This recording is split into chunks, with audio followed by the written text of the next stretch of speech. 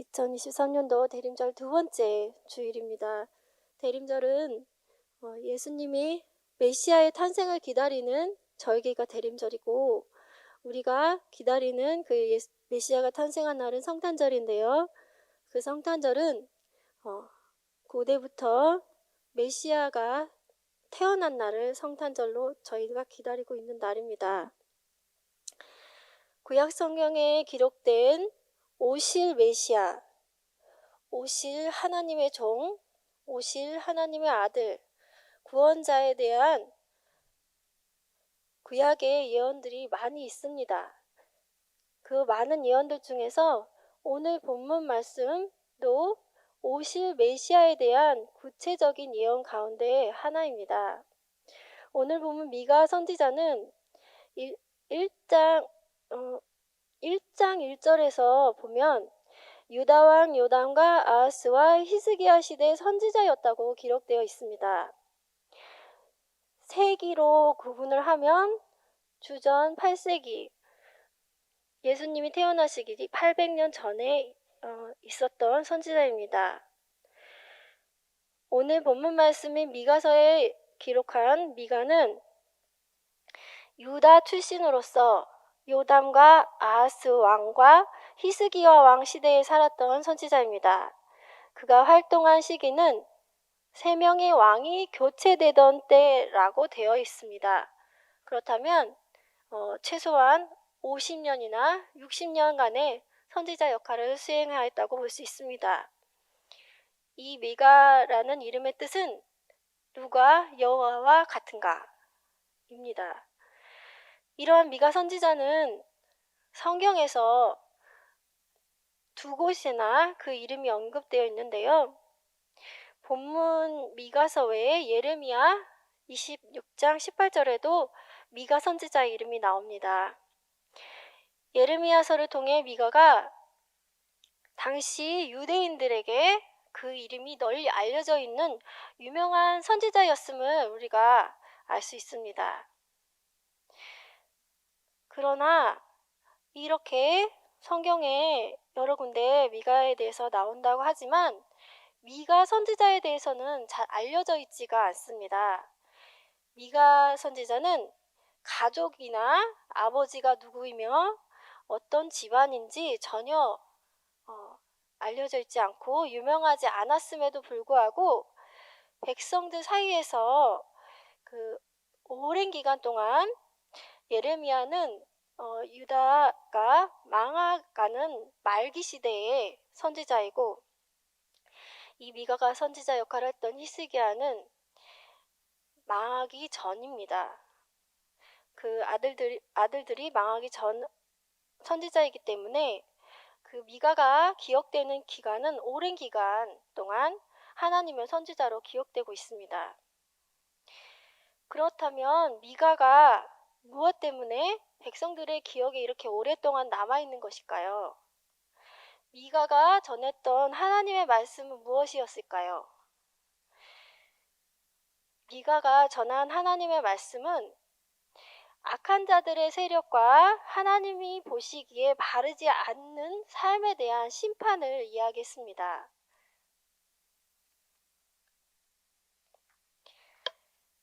유다가 멸망하기 전에 하나님께서는 계속해서 예언자들을 보내셔서 백성들이 그 하나님의 진노하심으로 심판하기 전에 회개하고 이전에 그 하나님을 잘 섬기던 삶으로 돌아서라고 계속 요구하셨습니다.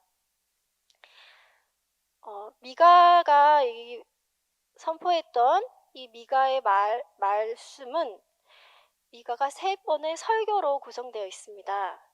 첫 번째 부분은 1장과 2장인데요. 그리고 두 번째 설교는 3장과 5장, 세 번째 설교는 6장과 7장입니다. 그 3장과 4장은 저희가 읽었던 5장 전에 3장과 4장은 심판에 대한 내용이 있습니다. 그리고 5장은 우리가 오늘 읽었던 본문입니다. 5장의 설교는 두 번째 설교의 마지막 부분인데, 하나님께서 메시아를 통해서 이스라엘뿐만 아니라 세상 열국 백성을 구원하시겠다는 소망을 말씀해 주고 있습니다. 그렇다면 미가가 이렇게 외치던 시대에는 상황은 어땠을까요? 미가가 선지자로 활동했던 시대는 한마디로 격동의 시기입니다. 미가가 있었을 때 왕 아하스는 친아수르파입니다. 반면 그 다음 아들인 히스기야는 친애국파입니다. 이런 정치적 상황이 불안한 가운데 부자들은 더욱 부자가 되기 위해서 수단과 방법을 가리지 않았습니다. 그리고 성전의 제사장들은 자신들의 이익을 위해서 여호와 하나님의 이름을 팔고 평강하다 외치면서 돈을 주면 평강할 것이다 라고 선포했습니다. 5장 1절의 말씀을 보겠습니다. 딸 군대여 너는 떼를 모을지어다. 그들이 우리를 에워쌌으니 막대기로 이스라엘 재판자의 뺨을 치리로다. 딸 군대여라는 말은 전쟁을 치르고 있는 예루살렘 백성들에게 군대를 모아서 원수를 대적하라 이렇게 말하고 있는 것입니다. 원수의 군대가 예루살렘을 에워쌌으니 막대기로 이스라엘 재판자의 뺨을 칠 것이다. 이스라엘의 재판자라는 것은 나라의 지도자를 의미합니다. 이 말은 예루살렘이 함락되고 침략자들이 지도자들에게 치욕을 줄 거라는 것입니다. 2절을 보겠습니다. 베들레헴 예브라다야 너는 유다 족속 중에 작을지라도 이스라엘을 다스리는 자가 내게로 나올 것이라. 그의 근본은 상고의 영혼에 있느니라. 여기서 에브라다를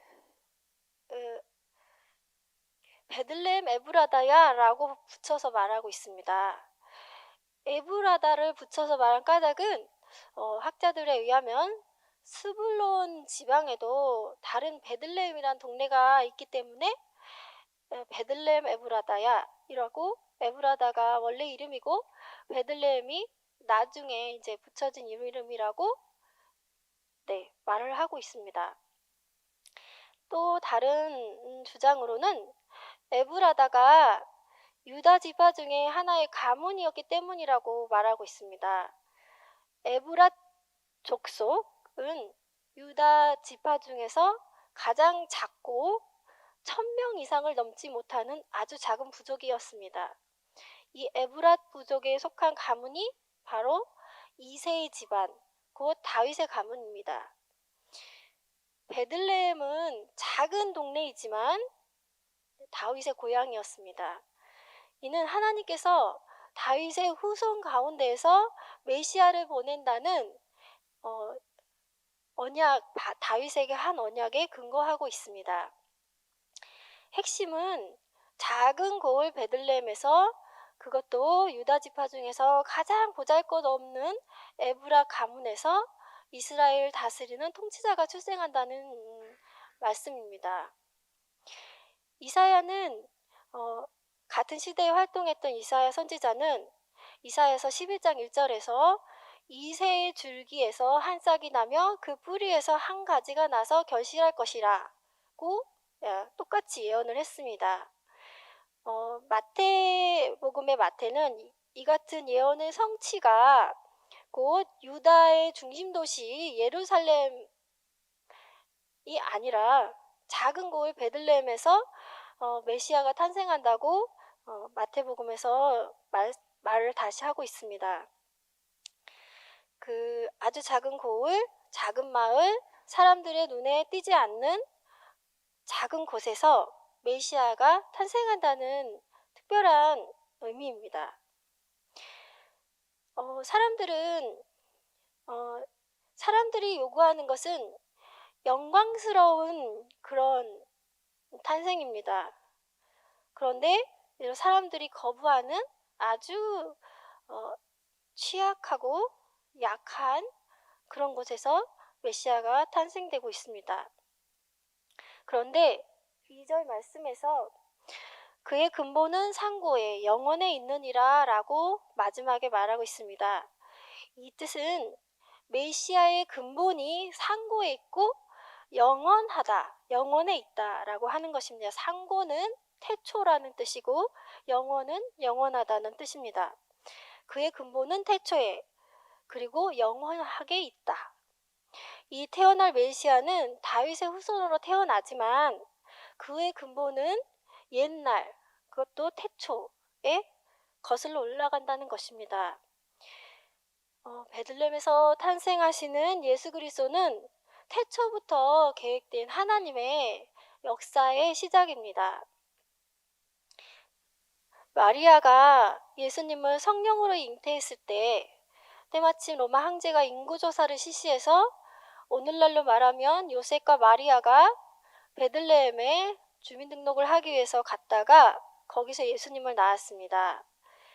그 미가 선지자의 예언대로 이스라엘을 다스릴 자가 베들레헴에서 태어났습니다. 빌립보서를 보면 바울은 이 땅에서 예수님께서 택하고 계신 모습이 어떤 것인지 소개합니다. 5장에서 8절입니다. 제가 빌립보서 2장 8절을 읽겠습니다. 사람의 모양으로 나타나사 자기를 낮추시고 죽기까지 복종하셨으니 곧 십자가에 죽으심이라. 하나님께서는 선지자 미가를 통해서 이스라엘의 각계각층의 부패가 하나님의 심판을 받기에 충분한 상황에 달하였음에도 불구하고 작은 고을 베들레헴에서 이스라엘 다스릴 메시아가 탄생할 거라고 미가를 통해서 예언을 했습니다. 뿐만 아니라 하나님은 포로로 잡혀가서 흩어져 있는 이스라엘의 남은 자들이 돌아오게 될 것이라고 또 미가가 예언을 했습니다. 이 같은 메시아의 탄생의 약속과 흩어져 살던 이스라엘의 남은 자들이 돌아오게 될 것이라는 하나님의 말씀은 우리에게 희망을 주는 예언입니다. 하나님의 심판은 무섭고 두렵지만 하나님의 사랑과 구원은 그러한 두려움을 넘어선다는 것을 미가 선지자는 예언을 통해서도 드러난 것입니다. 3절, 4절에서 보면 작은 고을 베들레헴에서 탄생하실 메시아가 이스라엘 백성에게 희망이 되신 것은 그가 이스라엘 목자가 되셔서 하나님의 능력과 하나님의 이름을 의지하여 하나님의 백성을 구원하신다는 것입니다. 바울의 말대로 예수께서는 스스로 낮추시어 사람들과 같이 되셨고 스스로를 더욱 낮추시어 죽기까지 하나님께 복종하시는 종의 모습을 선택하셨습니다. 4절에서 메시아께서 그 나라를 어떻게 통치하시는지 미가의 예언을 보겠습니다. 4절을 보면 그가 여호와의 능력과 그의 하나님 여호와의 이름의 위엄을 의지하고 서서 목축하니 그들이 거주할 것이라. 이제 그가 창대하여 땅끝까지 미치리라. 새로운 왕은 무력으로 다스리는 것이 아니라 양들을 먹이는 목자처럼 평화로 다스린다고 하십니다. 4절에서 예수님께서는 친히 백성들을 먹이시고 그들을 안전하게 살도록 보호해 주십니다. 목자가 양을 치듯이 또 주목할 구절은 그가 서서 그 양들을 목축한다고 합니다. 목자가 서 있다는 것은 자기 양에 대해서 책임을 다하겠다는 그런 모습입니다. 그리고 그가 다스리는 지역은 하나님의 백성이 살고 있는 유대뿐만이 아니라 나아가서 이스라엘만이 아니라 땅끝까지 미치리라 라고 되어 있습니다. 이렇게 작은 고을 베들레헴에서 탄생하신 이스라엘의 통치자는 세상의 임금들과 전혀 다른 방식으로 임금이 되고 있습니다. 그는 사람들 위에 군림하는 폭군으로 오신 것이 아니라 사람을 섬기는 종으로 오신 것입니다. 또한 목자가 양을 치듯이 인도하고 계신다고 하십니다.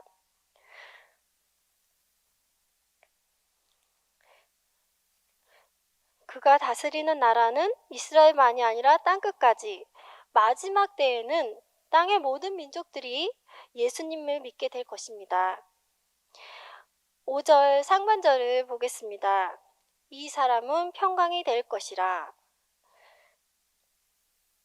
삶 가운데 기쁨보다는 두려움과 또 삶의 절망 가운데서 살아가고 있는 지금 이 현 유다 백성에게, 그리고 지금 우리 모든 인류에게 이것보다 더 위로와 희망의 말씀이 되는 것이 어디 있겠습니까?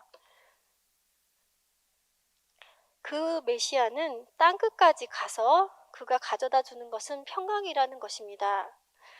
예수님께서는 하나님의 능력과 위엄을 가지고 땅끝까지 다스리십니다. 지금은 예수님을 믿지 않는 지역과 민족들이 많이 있습니다. 그러나 마지막 때가 되면 땅의 모든 민족들이 주님 앞에 나오게 될 것입니다. 우리의 현 상황은 한번 미가가 예언한 시대와 한번 비교해 보면 좋을 것 같습니다. 겉으로 보기에는 온 세계가 평강이 함께하는 것 같아도 우리의 영적 삶은 편리함 속에서 더욱더 메말라 가고 있습니다.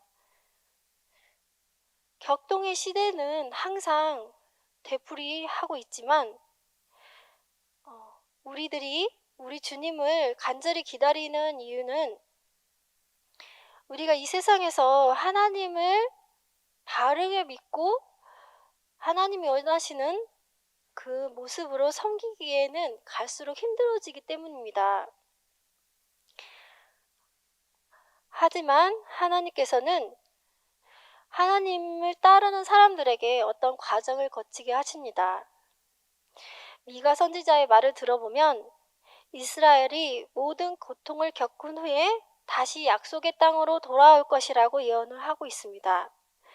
미가는 그들이 겪을 고통은 산모가 해산하는 고통으로 묘사하고 있습니다.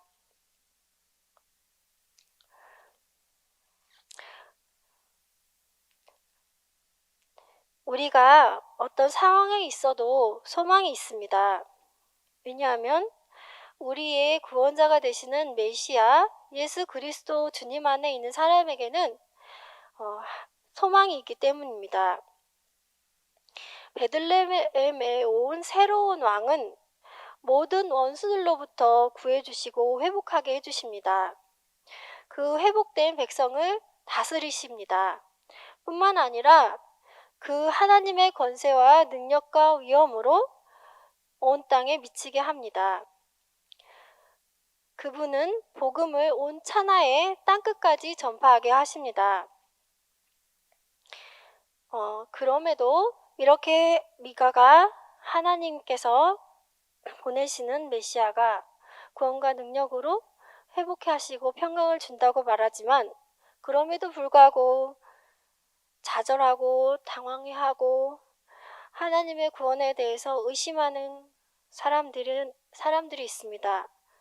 그 이유는 하나님께서, 예수님께서, 주님께서 함께 하신다는 것을 받아들이려 하지 못하기 때문입니다. 이 대림절에 우리 그리스도인들은 다시 오시기로 약속하시고 그렇게 말씀하시고 하나님 곁으로 올라가신 예수 그리스도의 재림을 기다리는 그런 대림절도 지내고 있습니다. 하늘로 올라가신 예수님은 지금도 다시 오시기를 기다리는 우리와 함께 하십니다. 남은 자들, 하나님께 온전히 순종한 것 외에 아무것도 모르는 자들, 하나님으로부터 평화를 온전히 사모하고 그 주실 평화에 만족하는 자들에게 하나님께서 함께 하십니다. 미가 선지자처럼 우리도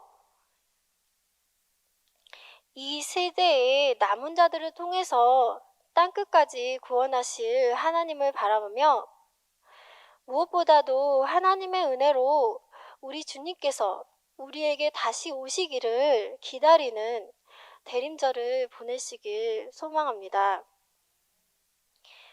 말씀 마치려고 합니다.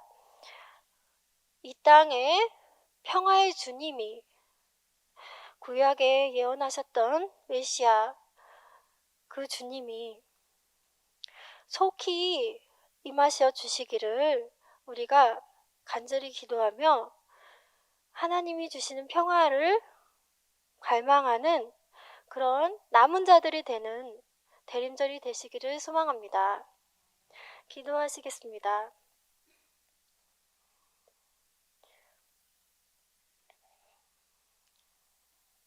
하나님, 구약의 이스라엘 백성들에게 시작하셔서 많은 예언자와 선지자를 통해 다윗까지 또 미가까지 베들레헴까지 모든 것을 우리에게 알려주셨습니다. 그리고 그 오실 메시아는 땅끝까지 다스리신다고 하셨습니다. 저희들에게까지 오셔서 하나님의 자녀로 구원받을 백성으로 삼아주시니 감사합니다. 저희들 이 땅에 오신 우리의 메시아 되신 구원자 예수님을 축하하며 기다리며 다시 오셔서 이 땅을 공의로 하나님의 위엄으로 다스려 주시기를 기다리며 소망하는 귀한 남은 자들 되게 인도해 주시옵소서. 감사드리며 예수님의 이름으로 기도하였습니다. 아멘.